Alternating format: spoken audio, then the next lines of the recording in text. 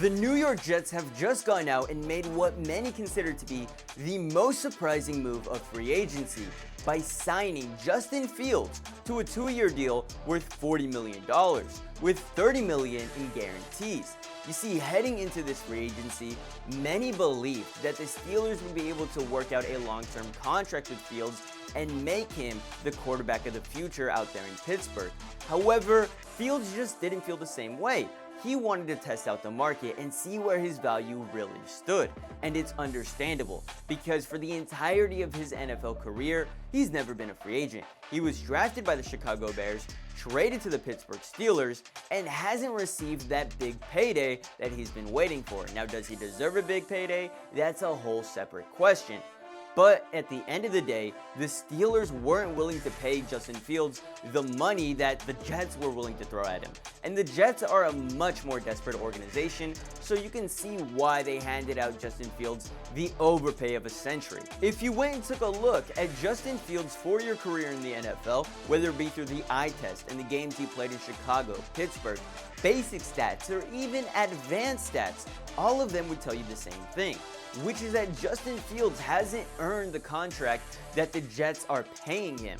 Just last offseason, the Chicago Bears were struggling to get any sort of value out of Justin Fields. There came a point where it looked like the best option was to just release him.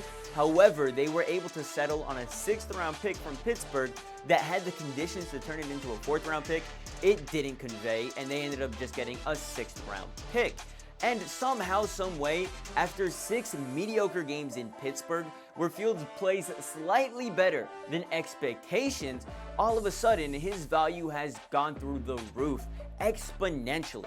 But it also helps that, like I mentioned earlier, the Jets are desperate. They made a mistake 2-3 years ago by going out and signing Aaron Rodgers, a 40-year-old who was coming off of a pretty mediocre season with the Green Bay Packers. And what does he do in his first game as a New York Jet?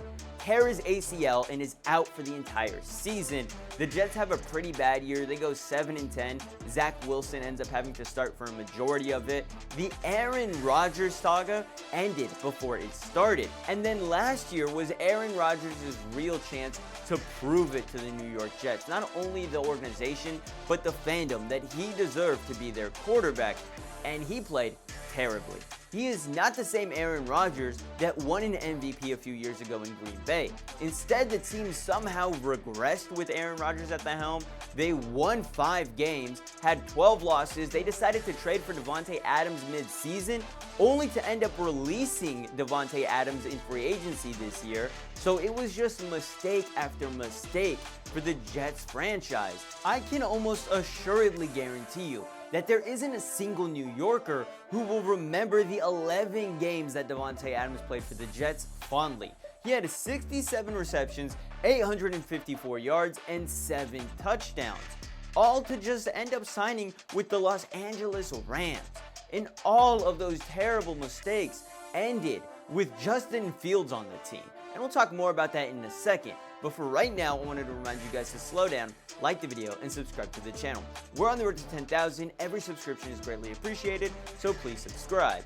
But let's get back to talking about Justin Fields heading to the Jets. You see, the Jets are looking to revamp the franchise. They've got a new head coach in Aaron Glenn, who is supposed to go in and change the culture. Of course, you've heard this several times with coaches in the past who've gone to New York to do the exact same thing. Robert Saleh before him, Adam Gase. The list is truly endless when it comes to failed coaches in New York. There hasn't really been a good one since Rex Ryan, and even at the end of Rex Ryan's tenure, it was rough. Rex Ryan was the last head coach of the New York Jets when they made the playoffs. Out of the 4 major American sports, I'm talking the NFL, NHL, baseball, MLS, the New York Jets have the longest drought of no playoff appearances. It's been 14 full seasons, and about 9 full seasons since the franchise has had a winning record. It's been rough if you're a Jets fan. Nobody has had it worse in the last 2 decades. Now, Fields is no long-term solution in New York, and everybody knows this, him especially.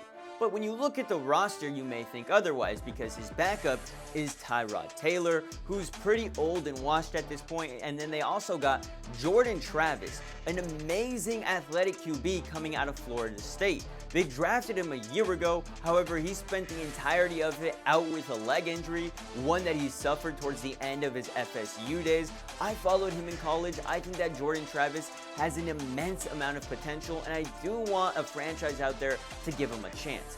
But preferably not the Jets, because if you follow the Jets' track record with young QBs, it's failure after failure. So for the sake of Jordan Travis's career, I hope that he gets a chance, just maybe not in New York.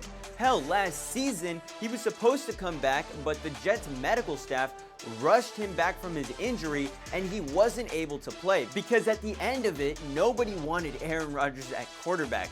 The franchise had already thrown in the towel and were basically tanking. However, because they rushed Jordan Travis back so quickly, he wasn't an option either.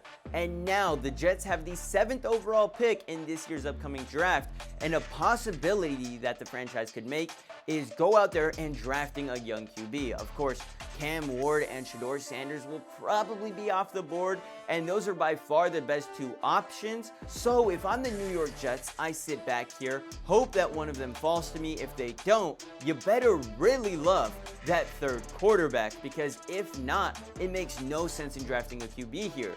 What Justin Fields does is give this franchise opportunity to breathe.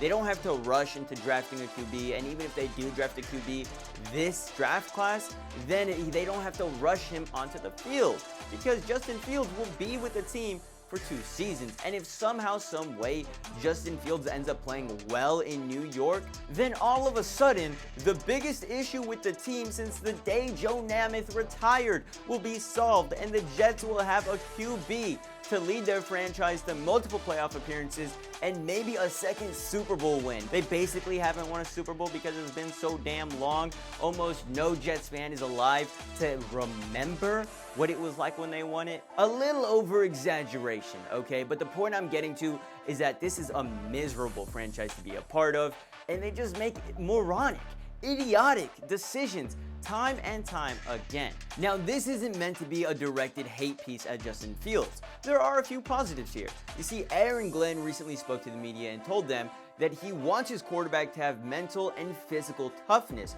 and to be a winner. Some boxes that Justin Fields is able to check. He spent his first 3 years in Chicago, where the media is brutal to any QB who underperforms. So he's got the mental toughness. He's an amazing quarterback on the ground, so he knows all about physicality.